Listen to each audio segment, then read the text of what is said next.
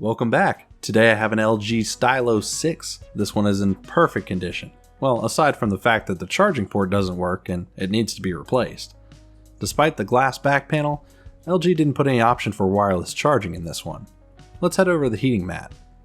This one needs some time to cook. A good 50 to 60 degrees centigrade for a few minutes should soften the adhesive enough to safely separate it from the frame. I'll use my super thin metal pry tool to trim the adhesive around the edges. There's really not too much to worry about damaging behind here, as long as you don't go too deep. There's no wireless charger, but there is an NFC coil that sits just above the battery. This is arguably the hardest part of repairing the Stylo 6, and isn't inherently difficult, just frustrating. This is the first Stylo to use a glass back, and likely the last with LG out of the phone business. 14 Phillips screws secure the plastic mid panel over the board. These are all identical, so there's no need to keep a screw map here. This design looks strikingly close to Samsung's S10 lineup.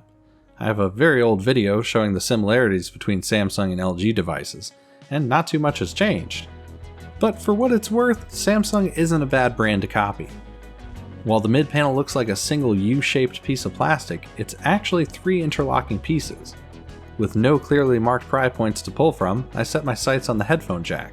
There's a small gap that my tweezers can fit into. From there, the panels can be popped out relatively easily. The next step is pretty important: disconnect the battery. After all, we are replacing basically an organ in here, and I don't think the patient wants to be awake for this one.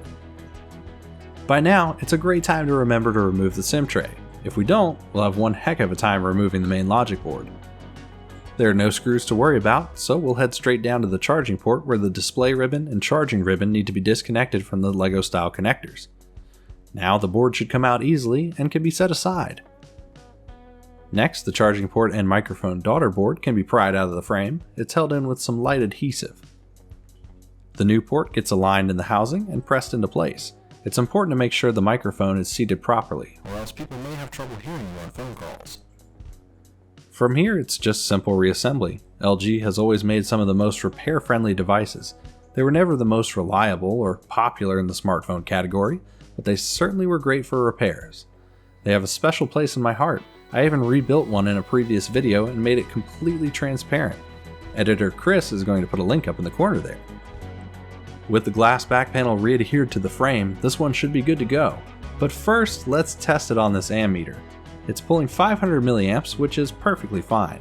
This battery is nearly full, so it would naturally pull a lower current towards the end. Thanks a bunch for joining me. If you made it this far, I hope the video helped you out. If it did, let me know in the comments down below. Every time you hit subscribe, I repair a phone. As always, you can find links to parts and tools below. Follow me over to Instagram and TikTok, and I'll see you in the next one.